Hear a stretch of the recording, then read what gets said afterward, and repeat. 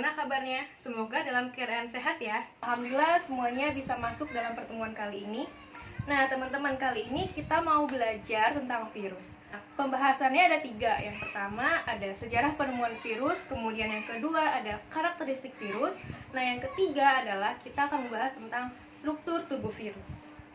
Baik, sebelumnya saya akan beri pertanyaan. Apa yang kalian ketahui jika mendengar kata virus? Ya, virus adalah organisme yang sangat kecil, bahkan ukurannya lebih kecil dari bakteri, sehingga mata kita tidak bisa melihat keberadaannya. Siapa di sini yang pernah mengalami influenza? Apa sih kira-kira penyebabnya? Apakah betul influenza itu disebabkan karena kita terlalu banyak mengonsumsi minuman dingin? Untuk mengetahui jawabannya, kita simak video berikut ini ya. Di zaman sekarang yang tiap hari rasanya kayak musim kemarau, godaan minum es selalu susah buat dilawan.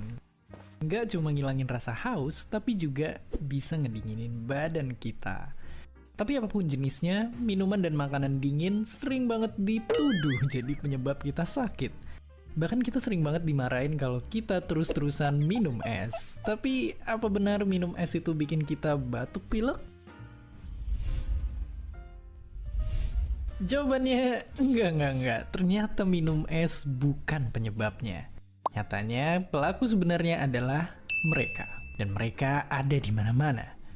Tangan kita yang kotor, udara nggak bersih, atau ditularin orang lain.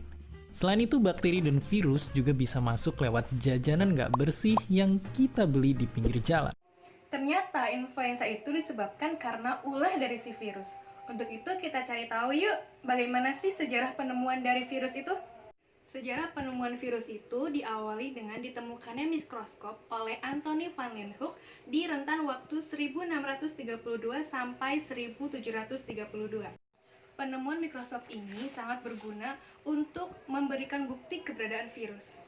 Setelah itu, Dmitri Ivanovsky pada tahun 1892 menemukan daun tembakau dengan penyakit mozaik. Penyakit mozaik ini diciri dengan adanya bintik-bintik hijau kekuning-kuningan pada permukaan daun tembakau. Nah, Ivanovsky ini sebenarnya penasaran apa sih yang menyebabkan daun tembakau ini mengalami penyakit itu? Hipotesisnya menganggap bahwa ini adalah penyakit yang disebabkan oleh bakteri. Mari kita lihat pada gambar sketsa percobaan dari Ivanovsky bahwa dia telah mengekstraksi daun tembakau yang terinfeksi dan kemudian dia menyaring pada filter bakteri dan dioleskan kepada daun tembakau yang masih segar. Ternyata hasilnya adalah daun tembakau tersebut masih mengalami penyakit tersebut. 6 tahun kemudian, artinya pada tahun 1898, Martinus Beijering ia melakukan penelitian lebih jauh tentang kasus ini. Ia menemukan bahwa ada organisme yang jauh lebih kecil dari bakteri dan kemudian ia menamai organisme ini dengan kata virus. Selanjutnya, pada tahun 1935, Wendell Stanley melakukan penelitian dengan menggunakan 1 ton tembakau dengan penyakit mozaik. Hasil dari ekstraksi daun tembakau yang terkena mozaik itu didapatkan 1 sendok kristal yang berbentuk jarum. Kemudian Stanley mencoba melarutkan kristal tersebut dan mengoleskan pada daun tembakau yang sehat. Namun hasilnya apa? Daun tembakau tersebut masih saja mengalami penyakit yang sama, yaitu penyakit mozaik. Stanley menamai penyakit ini dengan Tobacco Mosaic Virus atau bisa disingkat dengan TMV. Nah, teman-teman, itu adalah sejarah singkat dari penemuan virus. Sekarang kita cari tahu yuk bagaimana sih karakteristik dari virus itu. Yang pertama, ukuran virus itu sangat kecil, bahkan lebih kecil dari bakteri. Karena virus ini bisa lolos dalam filter bakteri. Yang kedua, struktur genetik dari virus ini berupa DNA atau RNA saja, hanya salah satu. Bentuk tubuh virus sangat beragam. Ada yang bentuknya batang, polihidris, bola, dan bentuk T. Yang keempat, virus ini memiliki 2 fase, yaitu fase hidup di dalam sel inang dan menjadi kristal jika virus ini berada di luar sel inang. Dan kelima, virus ini hanya mampu berkembang biak di dalam sel inang. Berkembang biaknya virus ini melalui 2 cara, yaitu ada lisogenik dan lisis. Nah, itu adalah beberapa dari karakteristik virus. Sekarang kita masuk ke pembahasan yang ketiga, yaitu struktur tubuh virus. Nah, teman-teman, ada yang bisa menebak apa saja bagian-bagian dari virus itu? Untuk mengetahui struktur tubuh virus, kita perhatikan gambar berikut ini ya. Yang pertama, tubuh virus terdiri dari bagian kepala, leher, dan ekor. Yang kedua, terdapat selubung atau bisa disebut dengan kapsid. Kapsid ini disusun oleh protein. Terdapat juga materi genetik, yaitu DNA atau RNA. Nah, yang keempat, beberapa virus itu memiliki envelope. Envelope ini menutupi bagian kapsid paling luar.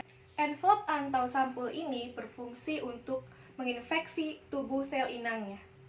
Nah, lalu apa sih bedanya antara virus dan bakteri? Kita coba lihat video ini ya. Seperti yang sering kalian tanyakan ini, apa sih bedanya mereka dan manakah yang lebih mematikan? Simpelnya banget, kalian mesti tahu dulu kalau dua-duanya itu bisa mematikan. Ya, karena mematikan atau enggak tergantung jenis virus atau bakterinya. Misalnya penyakit tuberkulosis atau TBC, jadi salah satu penyakit paling mematikan di dunia yang disebabkan sama bakteri. Buat virus, nggak perlu ditanya lagi. Tapi fakta mengejutkannya, bakteri dan virus pun nggak selalu mematikan. Bahkan lucunya bisa nolongin kita juga. Di perut kita contohnya, itu jadi tempat tinggal 380 triliun bakteri yang ngebantu sistem pencernaan. Sama halnya kayak virus, yang juga bisa ngebantu ngelawan bakteri jahat dan nyelamatin nyawa manusia. Jadi intinya, mereka berdua ternyata hanya mematikan kalau nginfeksi tubuh kita. Terus kalau gitu, apa yang sebenarnya ngebedain mereka? Simpelnya banget, mereka itu beda banget. Dari wujudnya aja, bakteri itu sel yang hidup. Sementara virus itu benda biologis yang nggak bisa dibilang hidup juga. Kalau dari ukuran, bakteri itu jelas kecil banget. Tapi virus itu ternyata jauh lebih kecil lagi. Bahkan nggak bisa dilihat pakai mikroskop biasa. Dari cara tumbuh kembangnya pun berbeda. Dari miliaran tahun lalu waktu manusia belum ada, bakteri bisa tumbuh kembang sendiri. Sedangkan virus cuma bisa bertahan kalau numpang di makhluk hidup lain dan nipu mereka sampai sel-selnya rusak. Tapi kalau udah sama-sama nyakitin tubuh, kita pun mesti nyiapin taktik yang berbeda. Antibiotik untuk bakteri, dan vaksin atau antivirus untuk virus. Oke, lalu apa yang bikin mereka bisa mematikan? Simpelnya begini, karena mereka punya banyak taktik buat menginfeksi. Bakteri jahat adalah makhluk yang siap nyerang tubuh dengan memperbanyak diri atau ngehasilin racun dan akhirnya ngeganggu kerja suatu organ. Sedangkan virus itu paling jago nyerang kita, karena bisa ngenalin dan nargetin sel yang mau dia rusak. Mereka akan robos masuk ke dalam sel itu, ngehack inti selnya, dan selnya pun mati dan virus-virus baru akhirnya tercipta. Ya, virus ini jago banget nyerang kita, seakan dia hidup dan bisa mikirin strateginya.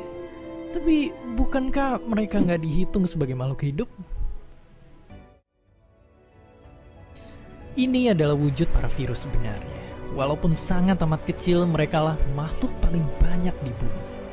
Kalau semua virus ini kita jajarin, panjangnya akan mencapai 100 juta tahun cahaya, melewati tata surya, melintasi galaksi Bima Sakti, hingga 2000 galaksi lainnya. Apakah mereka makhluk hidup? Iya, tapi nggak juga. Makanya mereka dinamain makhluk hidup transisi. Dianggap nggak hidup karena nggak ngalamin metabolisme, tapi dianggap hidup karena bisa berkembang biak. Tapi berkembang biaknya pun tergantung sama organisme lain, dan gak jarang, itu kita, manusia. Dan dalam semua proses itulah, kita pun bisa terinfeksi oleh mereka. Nah, teman-teman, yang saya sebutkan tadi adalah beberapa dari bagian struktur tubuh virus. Sekarang kita coba untuk latihan soal yuk. Saya akan beri kalian 3 pertanyaan. Pertanyaan itu kalian bisa lihat dari papan tulis tersebut. Nah, coba kalian kerjakan, boleh berdiskusi dengan teman. Sekarang saya akan beri sedikit kesimpulan bahwa virus ini telah ditemukan pada daun tembakau dengan penyakit mozaik. Kemudian virus memiliki ciri dan struktur yang berbeda dengan bakteri, di mana bakteri merupakan makhluk hidup, sedangkan virus merupakan makhluk hidup peralihan atau transisi. Baik, sebelum saya akhiri pertemuan kali ini, saya akan memberikan kalian tugas mandiri, yaitu membuat karya poster upaya pencegahan virus. Poster tersebut kalian buat dalam waktu 1 minggu. Nah teman-teman, berhubung waktu pelajaran sudah habis, kita tutup pelajaran hari ini.